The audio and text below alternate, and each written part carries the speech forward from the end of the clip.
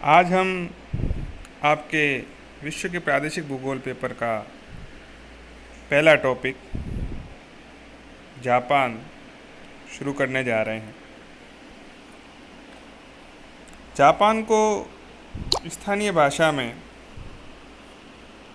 Nippon के नाम से जाना जाता है और अगर हम इसके विकास के संदर्भ में देखें तो इसे एशिया का ब्रिटेन भी कहा जाता है।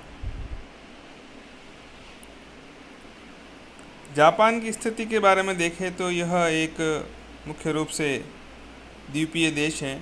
अनेक द्वीप हैं इसके अंतर्गत, जो कि मुख्य रूप से 35 डिग्री नॉर्थ से 45 डिग्री नॉर्थ के बीच स्थित है। और देशांतरी विस्तार देखें तो इसका देशांतरी विस्तार 129 डिग्री 2 मिनट पूर्वी देशांतर से 145 डिग्री पूर्वी देशांतर के बीच में है। मानचित्र को अगर देखें तो जापान में मुख्य रूप से 4 द्वीप हैं: होक्काइडो, होन्शु, क्यूशु और शिकोकू।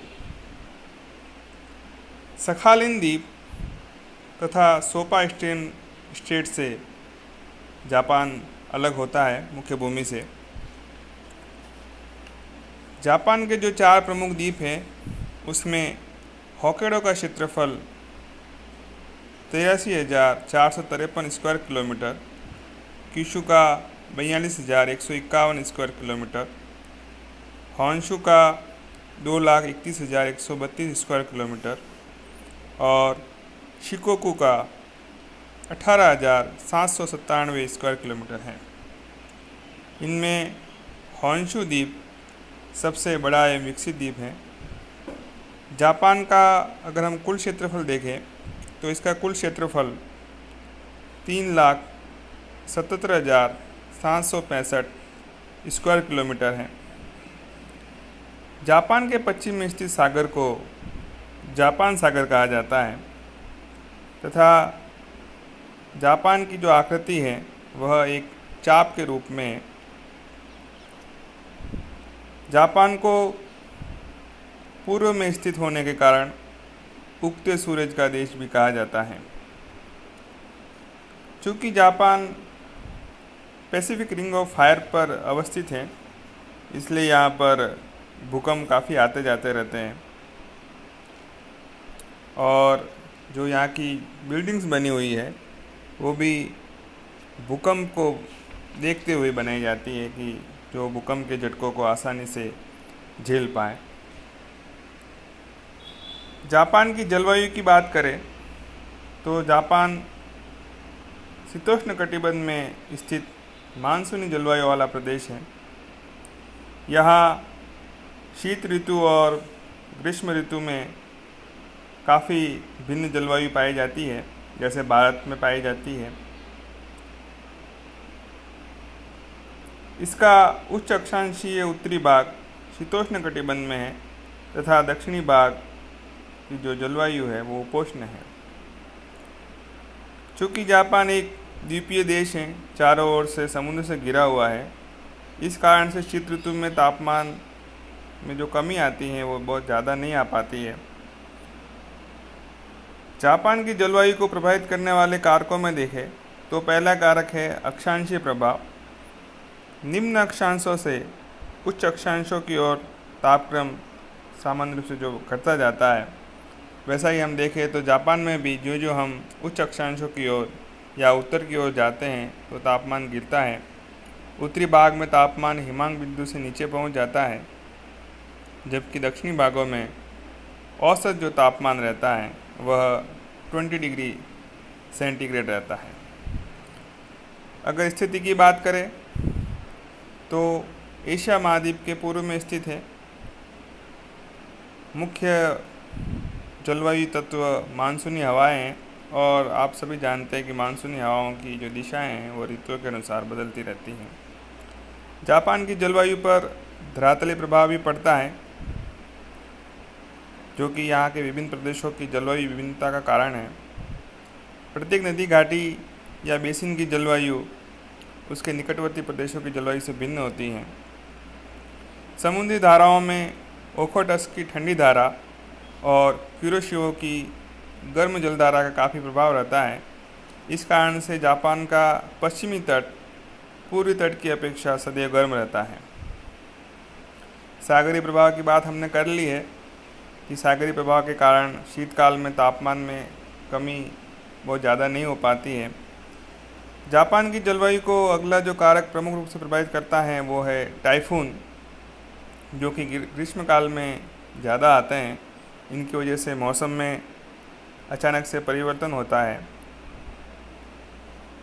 टाइफून की संख्या में वर्ष के हिसाब से परिवर्तन होता रहता है।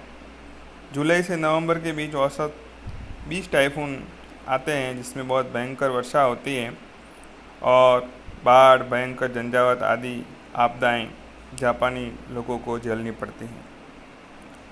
अब मौसम की बात करें तो शीत ऋतु की जो दशाएं हैं उसके अंतर्गत हम देखते हैं कि मध्य एशिया के अंदर ठंडी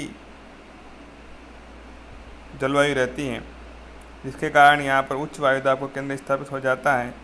इस कारण इस स्थान से हवाएं चलती हैं जो चीन के ऊपर से होते हुए जापान तक पहुँचती हैं। इन हवाओं को उत्तरी पश्चिमी मानसूनी हवाएं कहते हैं। ये हवाएं जापान के पश्चिमी तट पर प्रभाव डालती हैं।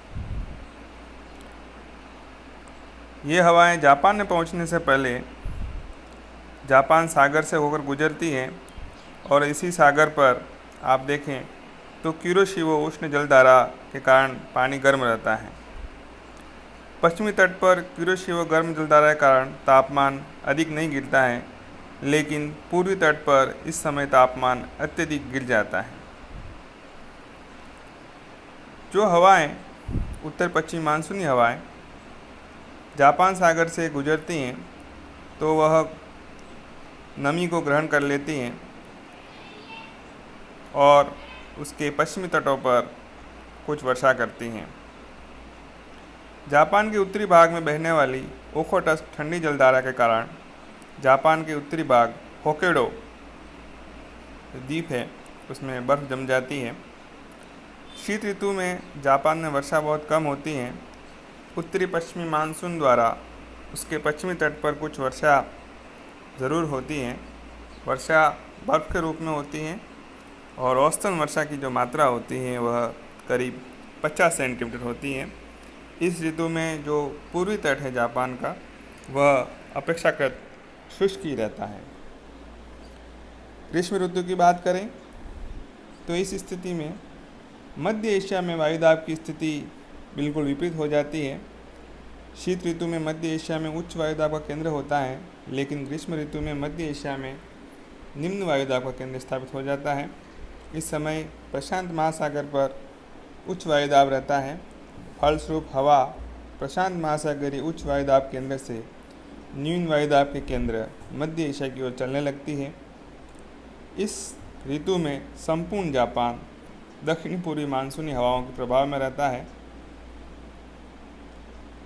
ग्रीष्म ऋतु में तापमान बहुत ज़्यादा नहीं बढ़ पाता है। औसत तापमान होक्काइडो द्वीप में 16 डिग्री सेंटीग्रेड और दक्षिणी भाग में 26 डिग्री सेंटीग्रेड रहता है। चूँकि ये हवाएं जल से स्थल की ओर चलती हैं, इस कारण इन हवाओं में पर्याप्त नमी होती हैं और ये हवाएं संपूर्ण जापान में वर्षा करती हैं। जापान की अधिकांश वर्षा भी इसी ऋतु में होती है। वर्षा का वार्षिक औसत 200 सेंटीमीटर है और वर्षा का अगर पैटर्न देखें तो उत्तर से दक्षिण की ओर वर्षा की जो मात्रा है वह बढ़ती जाती है। जापान को उसके जलवायु के आधार पर 4 जलवायु प्रदेशों में बांटा जाता है: उत्तरी जापान, पश्चिमी जापान, दक्षिणी जापान और पूर्वी जापान। सबसे पहले हम देखते हैं उत्तरी जापान। इसके अंतर्गत होक्काइडो द्वीप का उत्तरी भाग सम्मिलित किया जाता है। यहाँ शीत ऋतु लंबी एवं कठोर होती हैं, जबकि ग्रीष्म ऋतु सामान्य वह छोटी अवधि की होती है। शीत ऋतु में ठंडी व तीव्र गति वाली उत्तरी पश्चिमी हवाएं चलती हैं, जिससे यहाँ का तापमान गिर जाता है एवं बर्फ़ जम जाती है। शीत ऋतु में औसत तापमान 6 डिग्री सेंटीग्रेड होता है। जनवरी माह में उत्तरी भागों में तापमान -8 डिग्री सेंटीग्रेड तक भी चला जाता है। इसके पूर्वी भाग पर ओखोटस्क की ठंडी जलधारा का प्रभाव रहता है। ग्रीष्मकाल सामान्य होता है और औसत तापमान करीब 18 डिग्री सेंटीग्रेड रहता है। वर्षा नहीं होती है और जो वर्ष भर की वर्षा होती है उसका औसत 75 सेंटीमीटर रहता है। अधिकांश वर्षा शीतकाल में होती है और बर्फ़ के रूप में होती है। जैसा अभी मैंने कहा, ग्रीष्मकाल में वर्षा बहुत कम या नहीं होती है। अगला जलवायु प्रदेश देखें तो वो है पश्चिमी जापान। इसके अंतर्गत होक्काइडो द्वीप का दक्षिण पश्चिमी भाग तथा होन्शु द्वीप का समस्त पश्चिमी भाग सम्मिलित है। इस प्रदेश की जलवायु की मुख्य विशेषताएं कठोर सर्दी, सामान्य गर्मी तथा साधारण वर्षा हैं। शीत ऋतु में मध्य एशिया से आने वाली ठंडी हवाएं यहाँ पहुँचती हैं, लेकिन कुरोशियो की गर्म धारा के प्रभाव से यह भाग ठंडा नहीं हो पाता है। इसी कारण शीत ऋतु में पश्चिमी भाग पूर्वी भाग की अपेक्षा अधिक गर्म बना रहता है। शीत ऋतु में यहाँ का औसत तापमान 3 डिग्री सेंटीग्रेड होता है। उत्तरी भाग में दक्षिणी भाग की अपेक्षा तापमान कम रहता है। उत्तरी भाग में शीत ऋतु की औसत तापमान 0 डिग्री सेंटीग्रेड रहता है। शीत ऋतु में चलने वाली शीत हवाओं द्वारा वर्षा होती है और अधिकांश वर्षा यहाँ भी शीत ऋतु में ही होती है, जो कि हिम के रूप में होती हैं। औसत वार्षिक वर्षा 100 सेंटीमीटर रहती है। ग्रीष्मकाल में इस प्रदेश का दक्षिणी भाग अधिक गर्म रहता है और वहाँ पर ग्रीष्मकालीन वर्षा चक्रवातों द्वारा होती है। तीसरा जलवायु विभाग दक्षिणी जापान है। इस जलवायु विभाग में शिकोकू व होन्शु द्वीप का दक्षिणी भाग सम्मिलित है। इस प्रदेश की जलवायु की मुख्य विशेषताएं शीतकाल में सामान्य सर्दी, कम वर्षा तथा ग्रीष्मकाल में भीषण गर्मी, अत्यधिक वर्षा हैं। शीत ऋतु में यहाँ मामूली सर्दी पड़ती है। जनवरी का औसत तापमान 7 डिग्री सेंटीग्रेड तक पहुँच जाता है। वर्षा बहुत कम होती है। इसकी तुलना में ग्रीष्म ऋतु लंबी और काफ़ी गर्म रहती है और उस समय औसत तापमान 27 डिग्री सेंटीग्रेड रहता है। ग्रीष्म ऋतु में वर्षा बहुत अधिक होती है और वर्ष भर का जो औसत है वर्षा का यहाँ पर 200 सेंटीमीटर रहता है। जुलाई में मानसूनी हवाओं से तथा सितंबर में टाइफून हवाओं से वर्षा होती है। चौथा और अंतिम जलवायु विभाग है पूर्वी जापान, जिसके अंतर्गत होक्काइडो द्वीप का दक्षिण पूर्वी भाग तथा होन्शु द्वीप का उत्तरी पूर्वी भाग सम्मिलित है। कठोर सर्दी, सामान्य गर्मी तथा साधारण वर्षा इस जलवायु प्रदेश की मुख्य विशेषताएं हैं। इस प्रदेश में ओखोटस्क की ठंडी धारा का प्रभाव पहुंचने के कारण शीतकाल में यहाँ कठोर सर्दी पड़ती है। उत्तरी भाग में तापमान हिमांक बिंदु से नीचे पहुंच जाता है।